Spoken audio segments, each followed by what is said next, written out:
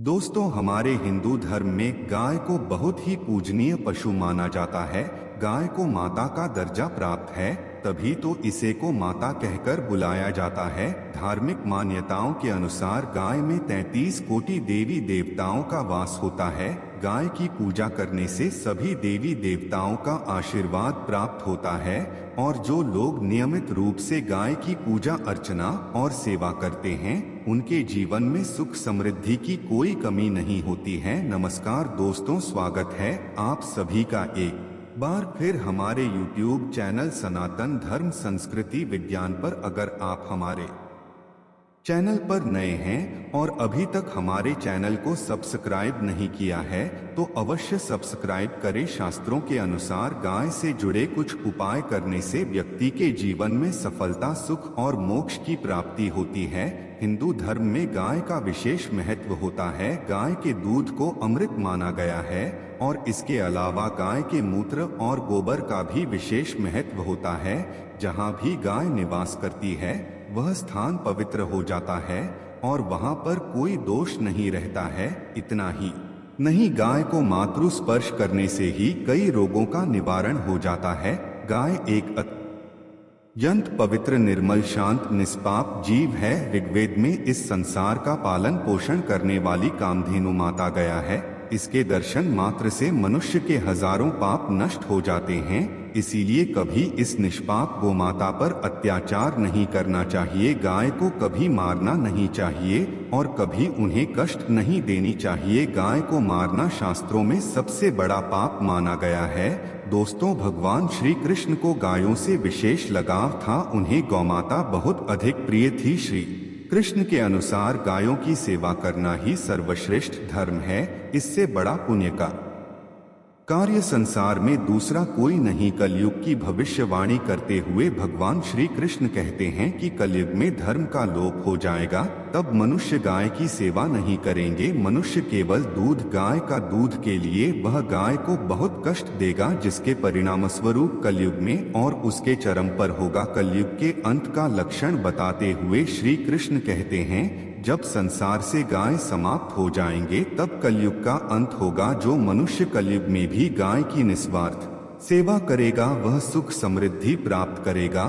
जो लोग अपने घर में गाय से प्राप्त पंचगव्य को घर में रखेगा, उसके घर में कभी दुख दरिद्रता नहीं आएगी। जो स्त्री रसोई में बनी पहली रोटी गौ माता को खिलाएंगे, सदा सुहागन और सौभाग्यशाली बनी रहेगी। हमारे धर्म के सभी शास्त्रों में गाय की सेवा को ही सर्वश्रेष्ठ माना गया है। जो व्यक्ति प्रतिदिन किसी न किसी तरह से गौ माता की सेवा करता है वह सबसे अधिक पुण्यवान बन जाता है। गांव में तो मनुष्य को गाय की सेवा करने का अवसर प्राप्त होता है, लेकिन शहरों में गाय के दर्शन आसानी से नहीं हो पाते हैं। इसलिए मनुष्य को गौशाला में जाकर गाय की सेवा करनी चाहिए अथवा गौशाला के लिए दान करने चाहिए। इसके अलावा आप अपने घर में ही गौ माता की मूर्ति रखकर उनकी पूजा जरूर करें। इस भी माता कामधेनु का आशीर्वाद प्राप्त होता है। शास्त्रों में गौ माता को मां लक्ष्मी का रूप माना गया है, इसीलिए उनकी पूजा करने से दरिद्रता दूर होती है। प्राचीन काल से ही गौ माता की सेवा और संरक्षण करने की परंपरा चली आ रही है। कई ऋषि मुनि अपनी कुटिया में गायों का पालन करते थे तथा राजा महाराजा गायों का दान करते थे। गायों के दान को सबसे बड़ा दान कहा गया है। गाय का दान करने से सभी जन्मों के पाप नष्ट हो जाते हैं और मनुष्य को मोक्ष की प्राप्ति होती है। आज हम आपको गौ माता के संबंध में बहुत ही महत्वपूर्ण बातें बताने जा रहे हैं। गाय की पूजा कैसे करनी चाहिए, गाय को कौन सी चीजें खिलाने से कौन सा फल मिलता है तथा गाय के किस अंग को स्पर्श करने से दरिद्रता दूर होती है आदि के बारे में हमारे शास्त्रों में बहुत ही महत्वपूर्ण ज्ञान दिया गया है।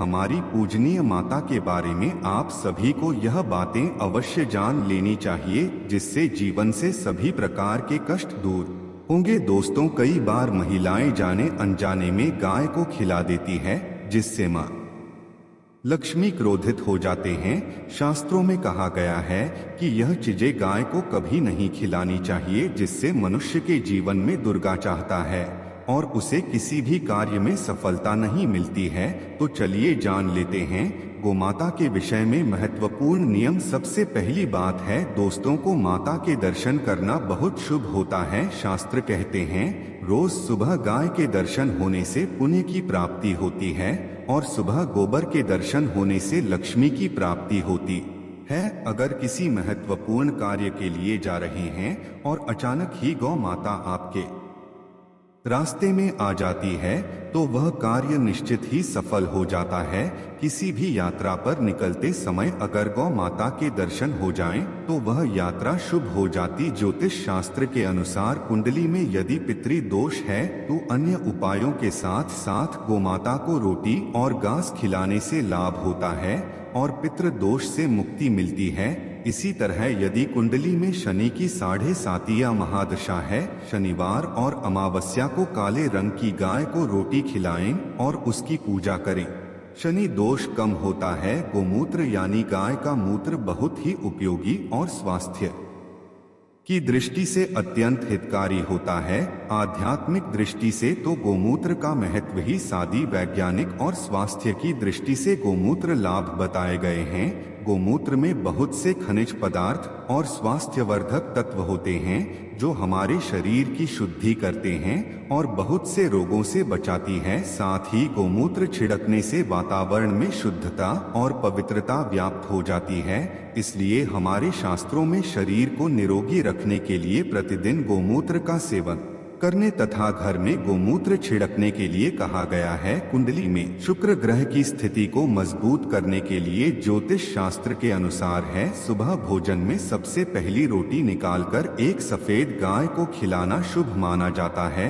अगर आपकी कुंडली में बुध ग्रह कमजोर है या आपको किसी कारण इसके दुष्प्रभाव झेलने पड़ रहे हैं तो हर बुधवार के दिन गाय को हरा चारा खिलाना शुरू कर दी। इससे बुध जुड़े दुष्प्रभाव दूर होंगे और आपको तमाम समस्याओं का हल मिल जाएगा। अगर कुंडली में मंगल दोष है जिसके कारण आपके जीवन में कई तरह की परेशानियां हैं, लाल रंग की गाय की सेवा करें। मंगलवार के दिन गाय का पूजन करें और उसे गुड़ और चने आदि खिलाएं। बृहस्पति ग्रह को जीवन के सभी मांगलिक कार्यों का कारक माना जाता है। ऐसे में अगर किसी व्यक्ति के जीवन में विवाह आदि मांगलिक कार्यों में विभिन्न निर्माण हो रहे हैं, उन लोगों को कुंडली में बृहस्पति ग्रह की स्थिति को मजबूत करने के लिए उन्हें रोटी पर गुड़ और चने रखकर गाय को खिला दे। आपको शुभ परिणाम प्राप्त होते हैं।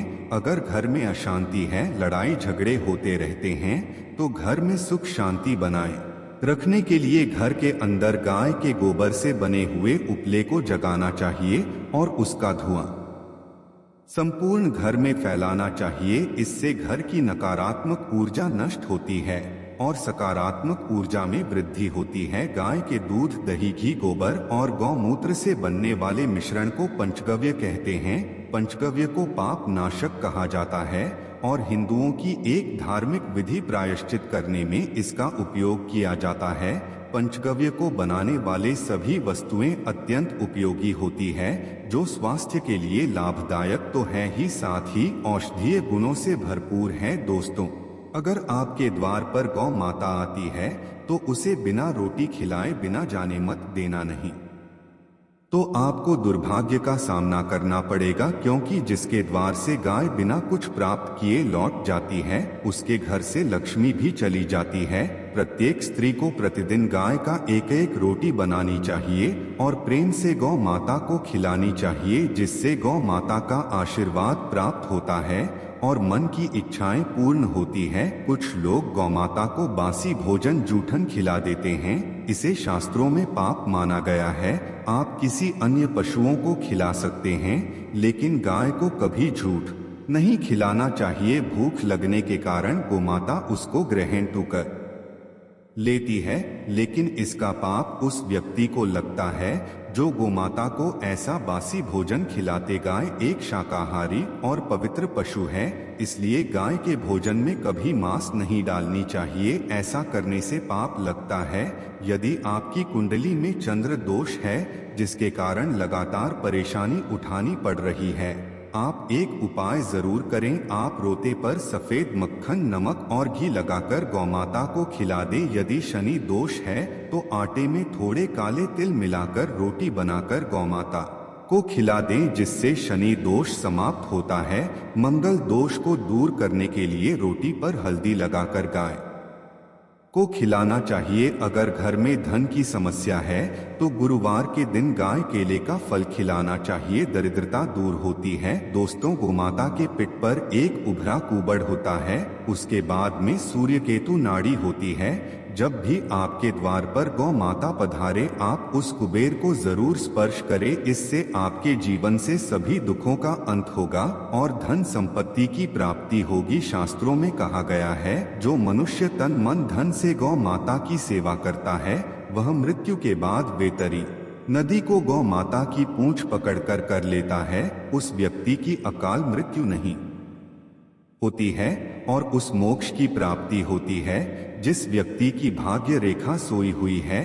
अगर वह व्यक्ति अपनी हथेली पर गुड़ रखकर गोमाता की जीभ से चटाता है तो उसकी सोई हुई भाग्य रेखा खुल जाती है और उसका दुर्भाग्य सौभाग्य में परिवर्तित हो जाता है।